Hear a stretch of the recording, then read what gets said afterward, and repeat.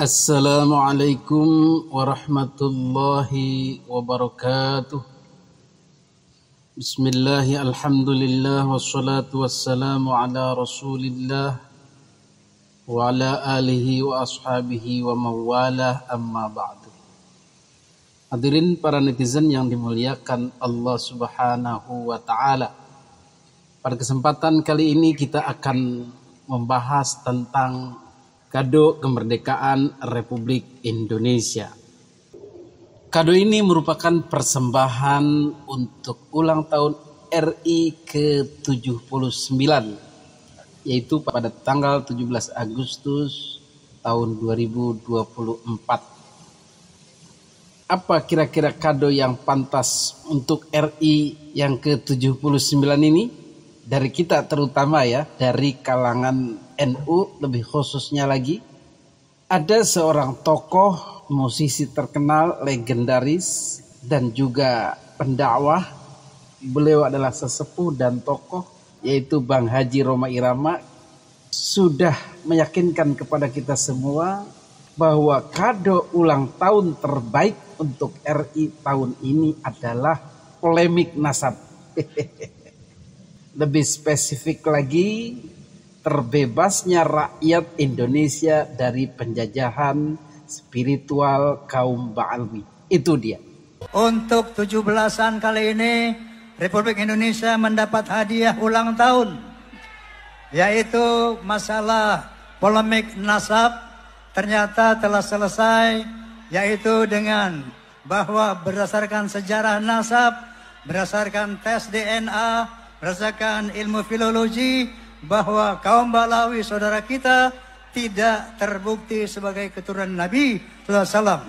Namun dengan demikian, mari kita tetap rekat ukhuwah Islamiyah. Mari kita uji seberapa validkah beliau ini, yaitu Bang Haji Rhoma Irama, ketika mengungkapkan bahwa polemik nasab ini, keterputusan Ba'alwi dari Nabi Muhammad SAW ini adalah kado ulang tahun bagi kemerdekaan RI yang ke-79. Baik, kita bahas, kita analisa. Makna yang dalam dari polemik nasab ini adalah kebebasan. Kemerdekaan rakyat Indonesia, khususnya kaum Nahdliyin, dari kungkungan, dari tekanan, dari penjajahan yang dilakukan secara halus, tersembunyi oleh kaum Ba'alwi, yaitu penjajahan atas nama agama. Jadi kalau Belanda dulu menjajah Indonesia, itu adalah atas nama ekonomi, atas nama rempah-rempah, atas nama penguasaan sumber daya alam. Maka mereka menguasai Indonesia, menjajah Indonesia, mengatur Indonesia, menekan Indonesia, yang waktu itu disebut Nusantara. Tetapi pada intinya adalah mereka mencoba menghegemoni, menguasai, tidak memberikan ruang sedikit pun kepada yang dikuasainya itu untuk bisa melepaskan diri, untuk bisa mandiri, untuk bisa berbuat sekehendak hati alias merdeka. No way, tidak boleh merdeka.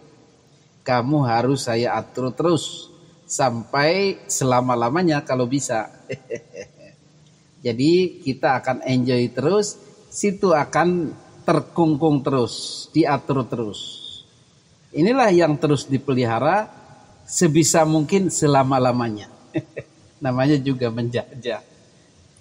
Hadirin yang dimuliakan Allah Subhanahu wa ta'ala, maka penjajahan halus ini, terselubung ini, hanya bisa dirasakan oleh mereka yang memang sudah terbebas, sudah mandiri, sudah bisa merasakan mana yang dikuasai, mana yang merdeka, mana yang ditekan, mana yang bebas, mana yang diatur, mana yang tidak diatur. Kalau penjajahan fisik itu sangat kentara, anak kecil pun bisa lihat bagaimana bapaknya diborgol, dijebloskan ke penjara, dirantai, tidak bisa pulang ke rumah, tidak bisa berkumpul dengan keluarga, ditahan oleh company. Itu anak kecil pun bisa tahu, bisa lihat, bisa rasakan. Itu penjajahan fisik. Tetapi penjajahan spiritual ini sangat-sangatlah halus, bahkan orangnya pun yang menjadi objek jajahan sering menyatakan diri tidak merasa terjajah. Saya dengan senang hati kok melayani, saya dengan senang hati kok membela, saya dengan senang hati kok menukar budaya-budaya bangsa saya dengan bangsa mereka. Saya suka mereka kok. Inilah disebut penjajahan spiritual atas nama agama. Tetapi hasilnya sebenarnya sama saja. Sama-sama terkungkung. Sama-sama terbatas pemikirannya, terbatas gerakannya, sama-sama takut atau ketakutan. Kalau zaman penjajahan Belanda dulu, ketakutan secara fisik. Takut didor, ditembak, disiksa, dibunuh, dan lain-lain. Tetapi sekarang takutnya apa? Takutnya kualat. Takutnya hidupnya sial. Takutnya tidak diakui oleh Nabi. Takutnya di akhirat tidak dilirik oleh Nabi. Takutnya Nabi sakit hati dan lain-lain. Karena apa? Karena ancaman-ancaman dari para cucu Nabi palsu ini. Mereka terus memproduksi doktrin-doktrin yang menakut-nakuti para mukibinnya ini, para jajahannya ini. Sehingga mereka otaknya tidak bisa berkembang, terus-menerus melayani, menjadi khodim, menjadi pelayan dalam tanda kurung budak. Dan ini perilakunya sangat-sangat berbeda dengan orang-orang yang bebas. Mereka serba diatur, serba canggung, serba salah, dan seluruh hidupnya adalah hanya untuk mengabdi kepada para majikannya. Itulah yang terjadi selama bertahun-tahun. Mereka bisa digiring kemanapun yang majikan suka, yang menjajahnya itu suka. Mau diarahkan untuk perang, mau diarahkan untuk rusuh, mau diarahkan untuk melawan negara, mau diarahkan untuk memupuk kekayaan sang majikan, mau. Mereka bagai kerbau dicocok hidung, digiring kemanapun mau, ditarik kemanapun mau, disuruh melakukan apapun mau. Itulah yang disebut penjajahan spiritual. Bagaimana orang-orang pribumi kita mau menjilati makanan bekas ludahnya Habib, mau mencium kakinya Habib, mau mencium bekas duduknya Habib, dan perilaku-perilaku perbudakan lainnya sudah sangat kentara dilakukan oleh pribumi-pribumi Nusantara.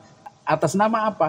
Atas nama cucu Nabi, berkah cucu Nabi, berkah keturunan Nabi, mahabbah kepada kanjeng Nabi, dan lain-lain. Yang itu memang diproduksi oleh mereka, didoktrinkan oleh mereka kepada pribumi Nusantara. Bahkan Habib Taufik Assegaf mendoktrinkan kepada publik Indonesia, kalau tidak mengikuti Habib, habaib itu sesat hukumnya. Dan mereka itu adalah taqolain, dua pusaka yang ditinggalkan oleh Nabi kepada umat, yang jika kita berpegang kepada duanya, jangan salah satu ya, dua-duanya nggak sesat. Ente ngikuti Al-Quran tapi nggak ngikuti habaib, ente juga sesat. Ini kan sudah luar biasa doktrinnya itu, untuk mencengkram pribumi Nusantara ini. Itulah jenis penjajahan yang sedang kita perjuangkan untuk dihapuskan dari muka bumi Indonesia. Maka hadirnya Kiai Haji Imaduddin Utsman Al-Bantani dengan gagah berani menyatakan bahwa habaib bukanlah keturunan Nabi. Kita jangan mau diperalat, kita jangan mau diperbudak, kita jangan mau jadi jongosnya, kita jangan mau jadi pelayannya. Karena suruhan mereka untuk mengabdi kepada keturunan Nabi, jangan mau. Saya sudah lakukan penelitian, mereka bukanlah keturunan Nabi. Inilah yang disebut kado ulang tahun untuk kemerdekaan RI ke-79. Jadi benar apa yang dikatakan Kiai Haji Roma Irama, benar apa yang diperjuangkan Kiai Haji Imaduddin, benar apa yang didakwahkan oleh Gus Abbas Buntet Cirebon dan lain-lain pejuang kemerdekaan Indonesia dari perbudakan spiritual Ba'alwi. Jadi menjelang kemerdekaan RI ini, kita sangat berterima kasih kepada beliau-beliau yang sudah berusaha memerdekakan pribumi Nusantara dari cengkraman penjajahan spiritual Ba'alwi ini. Jadi di momentum kemerdekaan RI ini kita ajak, kita tolong, kita selamatkan pribumi Nusantara yang masih bertekuk lutut, masih membudak, masih membebek, masih membeo, masih menjadi bujang, menjadi jongos daripada kaum Ba'alwi ini. Kita sadarkan mereka, kita angkat derajat mereka, kita hilangkan kasta dari mereka, bahwa mereka bukanlah di bawah para habaib itu. Bahwa kita orang Muslim Indonesia maupun Yaman adalah sederajat. Sama kastanya, sama derajatnya. Tidak ada yang lebih mulia daripada satu sama lain. Walaupun mereka gembar-gembor, di dalam darah saya ada darah Nabi, berarti lebih mulia karena zatnya, darahnya itu tidak bisa diprotes. Oh no, tidak bisa berkata begitu. Pertama, kalian bukan cucu Nabi. Kedua, Islam tidak mengajarkan seperti itu. Inna akramakum indallahi atqakum. Yang paling mulia adalah yang paling takwa di sisi Allah Subhanahu wa ta'ala. Kita menghormati orang karena ilmunya, kita menghormati orang karena akhlaknya, kita menghormati orang karena agamanya, bukan karena keturunannya. Betul? Jadi alhamdulillah kita yang sudah merasa merdeka dari kungkungan habaib Ba'alwi ini, kita rayakan dengan penuh kegembiraan, penuh kepuasan, penuh kesyukuran. Terima kasih kepada para pejuang kemerdekaan spiritual ini. Bersyukur kepada Allah karena telah memunculkan Kiai Haji Imaduddin Utsman Al-Bantani, memunculkan Haji Roma Irama, memunculkan tokoh-tokoh lain yang peduli terhadap harkat dan martabat dan derajat warga muslimin pribumi Indonesia. Itulah yang disebut kado ulang tahun RI. Jadi sangat erat hubungannya karena kado ulang tahunnya ini adalah berupa kemerdekaan. Mudah-mudahan kita bisa terus memperjuangkan keadaan ini sehingga pribumi Nusantara benar-benar merdeka. Tidak ada lagi kasta-kasta, tidak ada lagi penghambaan, tidak ada lagi khidmat-khidmat yang di luar nalar kepada orang-orang yang dianggap suci itu. Demikian, mudah-mudahan menjadi penyemangat bagi kita. Dirgahayu Republik Indonesia ke-79. Merdeka! Hadanallahu wa iyyakum ajmain. Wassalamualaikum warahmatullahi wabarakatuh.